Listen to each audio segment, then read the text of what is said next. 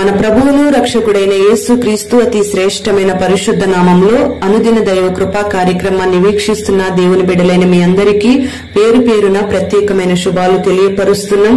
నా దేవుడు నిశ్చయంగా మిమ్మల్ని దీవించి ఆశీర్వదించునుగాక. ఆదికాండము 29వ అధ్యాయం 31వ వాక్యంలో లేయా ద్వేషించబడుట యెహోవా చూచి ఆమె గర్భము తెరచెను అని ఈ వాక్య భాగంలో రాయబడి ఉంది. ఎవరి ప్రేమకు నోచుకొని వారిని, ఏ ప్రేమకు తగని వారిని, మనుషులందరూ ద్వేషించే వారిని సైతం దేవుడు ఎల్లప్పుడూ ప్రేమిస్తాడు అనే సత్యాన్ని ఈ దినాన మనం అందరం కూడా గ్రహించుకోవాలి.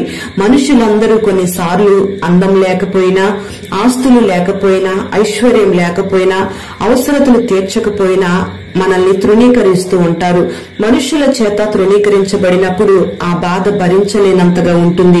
అలాంటి పరిస్థితులే లేయాకి కలిగాయి. యాకోబు మామైన లాబాను యాకోబును మోసం చేసి రాహేలునిచ్చి వివాహం చేయకుండా జబ్బు కళ్ళు కలిగిన పెద్ద కుమార్తె అయిన లేయానిచ్చి వివాహం చేశాడు. మరలా యాకోబు 7 సంవత్సరాలు కొలువు చేసి రాహేలును వివాహం చేసుకున్నాడు. అయితే ఈ లేయా జబ్బు కళ్ళు కలిగింది. యాకోబు లేయా కంటే రాహేలును బహుగా ప్రేమిస్తూ ఉన్నాడు. లేయా ఏమో ద్వేషించబడుతూ ఉంది. మరి లేయా ఆ శ్రమలో ఎంతగానో దేవునికి ప్రార్థన చేస్తూ వచ్చింది, ఎంతగానో కన్నీరు విడుస్తూ వచ్చింది. అందుకే దేవుడు లేయాని జ్ఞాపకం చేసుకున్నాడు. లేయా యొక్క గర్భాన్ని తెరిచాడు. తృణీకరించబడిన రాయి, నిషేధించబడిన రాయి మూలకు తలరాయి అని మనకందరికి తెలిసిన విషయమే. అందుకే ద్వేషించబడిన లేయాని దేవుడు ఎంతగా గణపరిచాడంటే సంతానమిచ్చి గణపరచడమే కాకుండా యోదా అనే ఒక కుమారుణ్ణి లేయాకు దేవుడు అనుగ్రహించాడు. ఇశ్రాయేలీయుల 12 గోత్రాల్లో ఒక గోత్రమైన ఈ యోదా గోత్రము నుంచే యేసయ్య జన్మించడం జరిగింది. Praise the Lord. మరి తృణీకరించబడిన ఈ లేయా గర్భవాసము నుండి క్రీస్తు ప్రత్యక్షమైనట్లుగా మనకు అర్థమవుతుంది. ఈ దేవుని బిడ్డ, ఈ దినాన ఈ మాటలు వింటున్న నీవు మరి మనుషులందరి చేత తృణీకరించబడుతూ ఉన్నావేమో. నీ దీన స్థితిని బట్టి, నీ హీన స్థితిని బట్టి, నీ నిర్జీవ పరిస్థితిని బట్టి, ఎండిన గర్భాన్ని బట్టి, నీలో ఉన్న బలహీనతలను బట్టి, నీకున్న ఆర్థికమైన ఇబ్బందులను బట్టి, నీకున్న అనారోగ్య పరిస్థితులను బట్టి, నీకున్న ప్రతికూలమైన పరిస్థితులను బట్టి నిన్నందరూ తృణీకరిస్తూ ఉన్నారేమో. నీ గర్భాన పుట్టిన పిల్లలే, నీవు కట్టుకున్న నీ భర్తే, నీ భార్యే, నీ బంధువులే, నావారు అనుకున్న వారే నిన్ను తృణీకరిస్తూ ఉన్నారేమో. నిన్ను హేళన చేస్తూ చిన్న చూపు చూస్తూ ఉన్నారేమో. దేవుడు నిన్ను జ్ఞాపకం చేసుకుని మూయబడిన ప్రతి ద్వారాన్ని ఈ దినాన నీ కొరకు తెరవబోతూ ఉన్నాడు.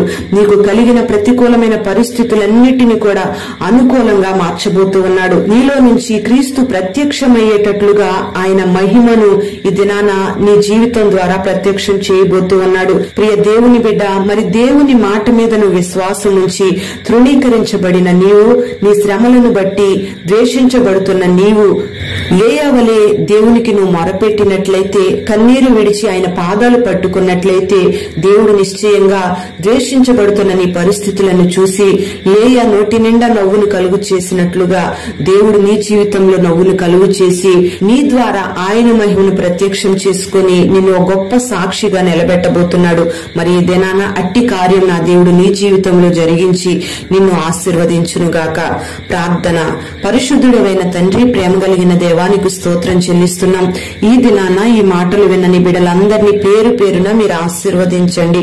ఎవరైతే లేయా వలె ద్వేషించబడుతూ తృణీకరించబడుతున్న అనుభవాలలో ఉన్నారో నీ బిడ్డలను మీరు లేవనెత్తమని ప్రార్థన చేస్తున్నాం. ఆ పరిస్థితుల్లోంచి నీ బిడ్డలకు ఒక విడుదల మీరు కలుగు చేసి గొప్ప సంతోషాన్ని మీరు అనుగ్రహించండి. మూయబడిన ప్రతి ద్వారాన్ని నీ బిడ్డల కొరకు మీరు తెరవండి. అది గర్భఫలమైన, ఆశీర్వాదమైన, ఆరోగ్యమైన నీ బిడ్డల ద్వారా నీ మహిమను మీరు ప్రత్యక్షం చేయండి. అట్టి కృప నీ బిడ్డలకు మీరు అనుగ్రహించి ఒక బలమైన సాక్షులుగా నీ బిడ్డలను వాడుకొని మహిమ, ఘనత, ప్రభావాలు మీరు పొందుకొనమని యేసు నామములో అడుగుచున్నాము తండ్రి. ఆమేన్.